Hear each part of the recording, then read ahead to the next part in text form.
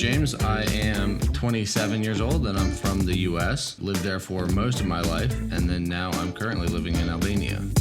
My name is Martin. I'm 28. I'm from Bulgaria, and I'm currently living in Germany, and to be more exact, Nuremberg. My name's Cameron. I'm 24, from Brighton in England, and now living in Valencia, Spain. And this is the Expat Show. It's very hot here today. How's the weather out in Albania and Germany today, guys? Is it warm? I mean, it's not as hot here as it is in either of those places. It's a pleasant 26 degrees, it's a bit chilly. Or 30 degrees or something. Yeah, but it feels I good. actually have no clue how warm it is outside, but I'm dying here with the lights on me. Yes. That's when you say it's 50 degrees, 55 degrees outside, just and blow us out the water. So we're all expats. Who wants to say what an expat is in case anyone at home doesn't actually know that term expat? Anyone want to give us a brief rundown on that one? I mean, simply put, an expat, at least the way that I understand it, an expat is just someone who lives away from their country of origin, away from their home country. So like all three of us, where we were spend most of our life, or maybe all of our life, living in one country, and we decided to move and live indefinitely in another. Yeah. Would you agree with that statement, Martin? I think I would. I think it's a good overview. Maybe I would add it it's indefinitely, but not with the idea to be in that country for the rest of your life. Yeah. Right. So it's without going. Well, in my mind, it's without going like, I'm going to go live here for 1 year. I guess technically you still are, but it's more of an unplanned amount of time that you're going to be living there. So maybe like a year, 10 years. That's the way that I view it. Yeah. But I don't know if that's actually accurate or not. I would agree on that one. I think the official Google explanation on it is a person who lives outside their native country. So I guess there you go. Yeah, and I think that's legally. We should add legally. Yes, a person who lives outside their native country legally, definitely. Cameron, I'm interested to hear your story behind this. So I think you should kick it off. I think you should start. Okay. What do you want to know? Well, what was it that took you to Spain?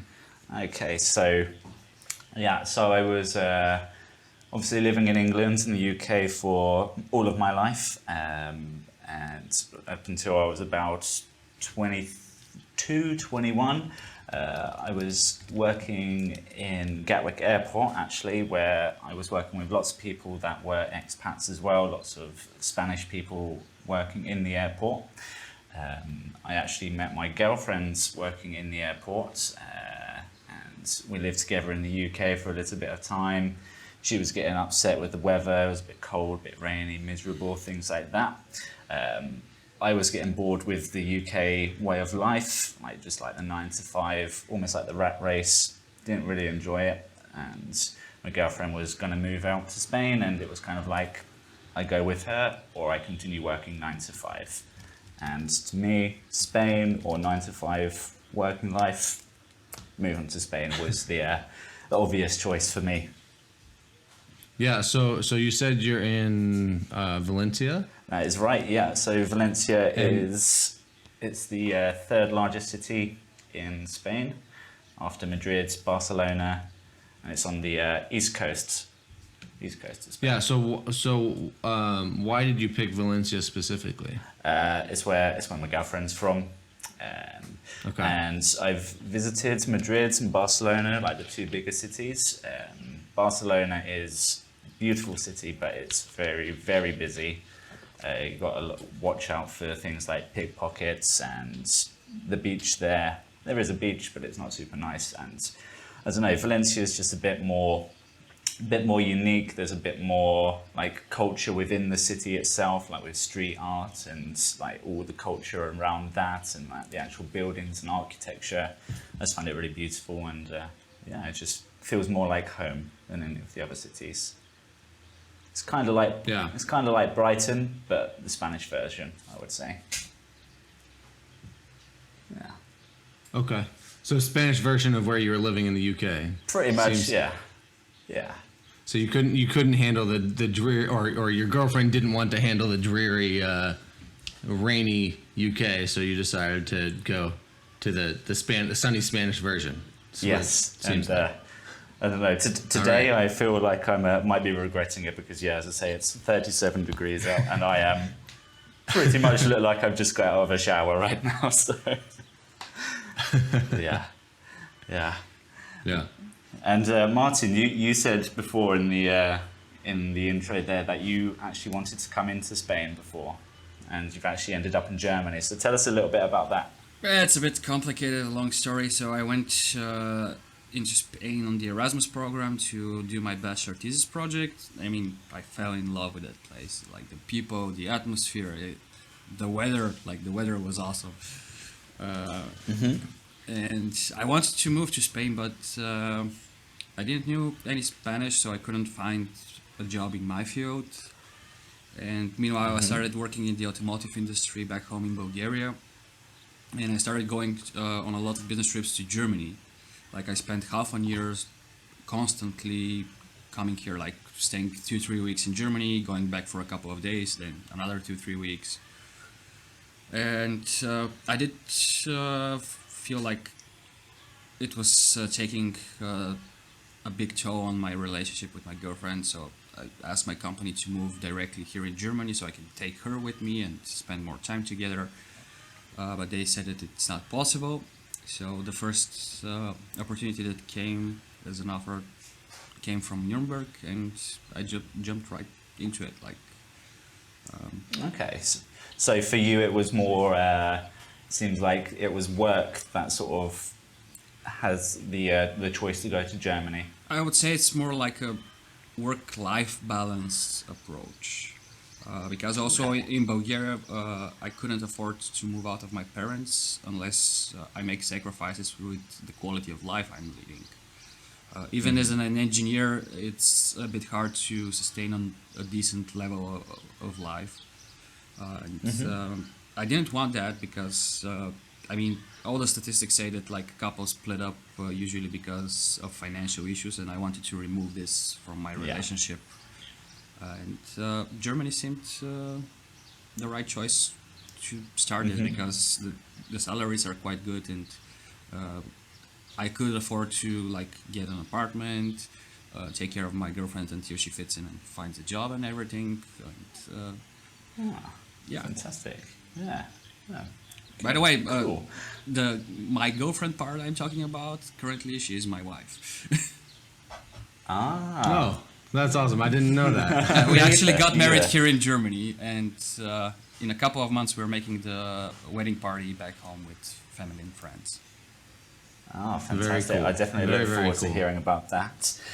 So Balkan wedding parties are legendary. So yeah, I think I've seen a couple of clips of some. It definitely looks one to attend for Yeah. sure. So it looks like Yeah. me and Martin there, we are quite local people. I mean, we're expats, we're living overseas, but we haven't gone as far across of the world as you have there, James. You've done quite the journey from America to Albania. How long's the flight on that one? oh man, I honestly I don't remember. I mean, I was coming from the eastern part of the U.S. from Atlanta, Georgia, so it wasn't too terrible.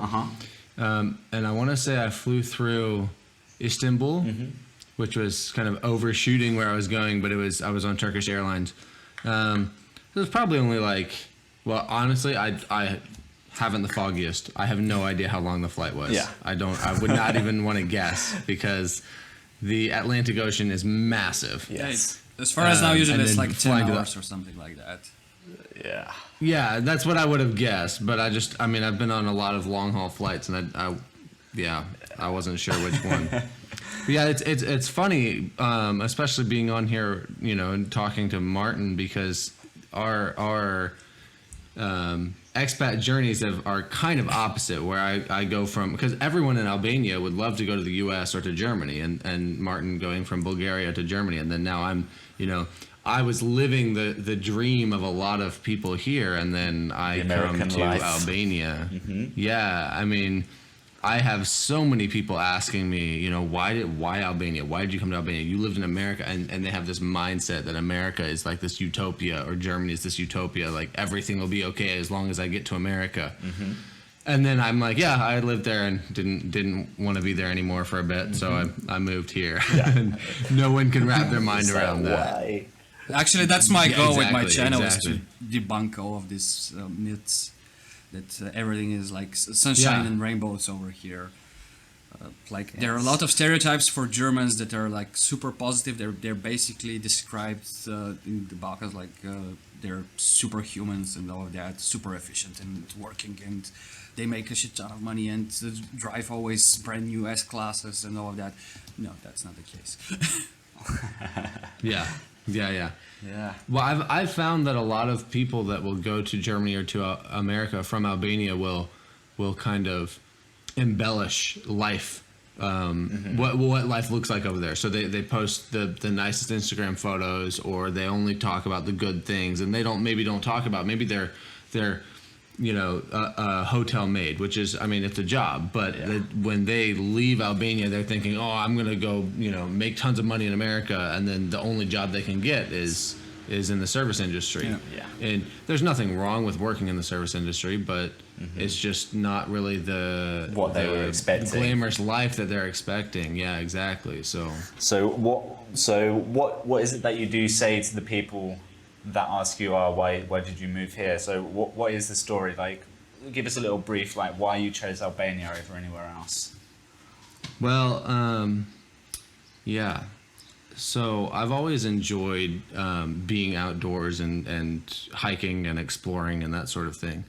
And I visited Albania a couple years ago without having any idea of what it would look like, or what the people are like, or anything. I mean, I only knew where it was when I visited, and I got here and it was the very end of winter when there's no snow, but before spring, so there's no green, the very limited green and flowers and things. And I thought, this place is beautiful, and I've never seen it talked about or heard about it anywhere. And so it felt like I was exploring something new. It felt like I was discovering something. And I realized that's obviously not true, but that feeling, that adventurous feeling inside of me, was ignited by seeing something that hadn't been posted all over Instagram. And so there was that. And then interacting with the people, I mean, the story that I tell people is, I was here visiting with my dad for about 3 or 4 days, and my dad was speaking at a conference, and his friends that were here knew that I was not the keenest to sit and listen to my dad talk about theology at a conference. So they found some people that they knew that were going to go hiking, and they asked if I could go with them. So I met a guy on 6 o'clock on a Friday night. 6 o'clock Saturday morning, he picks me up and puts me in a van with 4 other Albanian guys, and we drive off into the mountains for like 2.5 hours. The whole time, a couple of them, in my mind, only 2 of them knew how to speak English. And we hike up 2.5 hours, and I'm sitting, 5 hours later, sitting by this snow melt lake, lit a little fire, we're eating snacks, and I'm sitting here with 5 or 6 Albanian guys that I didn't know 24 hours before that. And I was like, just a complete new world. Yeah, what even is my life right now? Yeah. This is incredible. Yeah, some of the situation you found yourself in, just I can imagine it, the picture of the lake and everything. Yeah, exactly. Yeah. So actually, see it from another perspective, like from a Balkan perspective, I wouldn't do that in the first place. Not so trusting. And in my mind, I basically decided, because the cost of living here, the cost of living here is cheaper than a lot of other countries. And I don't want to say it's cheap, because for local Albanians, things are expensive and it's difficult. Yeah, so for Albanians, it can be expensive to live here, but compared to, you know, a U.S. salary or a most international first world salaries, Albania is a very cheap place to live. And so my goal was to be able to develop a way to have location independent income, then move to Albania and be able to live fine, live well, and then travel Europe. Now, I got about to half of what the amount that I wanted to be able to be sufficient, and then a job opportunity came up with an organization that I knew people at, and I thought, well, why not actually get a legitimate job there and get a residence permit because of that, rather than just kind of having to be there for 3 months and then have to leave every 3 months, sort of thing. So ultimately it was the discovery of something new, exploring and adventuring something that isn't over Instagrammed, and then the job was what really solidified my ability to get here. Oh, fantastic. That sort of, I think Martin was saying, as well as you with your job and know what you sort of do, we haven't actually told anyone at home how we all three of us met. And I think it's all we're all doing something similar as expats. We all do YouTube channels. I actually saw Martin and James, they were posting videos about their life in Albania, Martin's life in Germany, and I, of course, was making videos about my life in Spain, which is why I think we have all sort of come together now to make this podcast and speak about what we're all doing there. So, yeah. Funny enough, we actually haven't met yet. No. Yeah.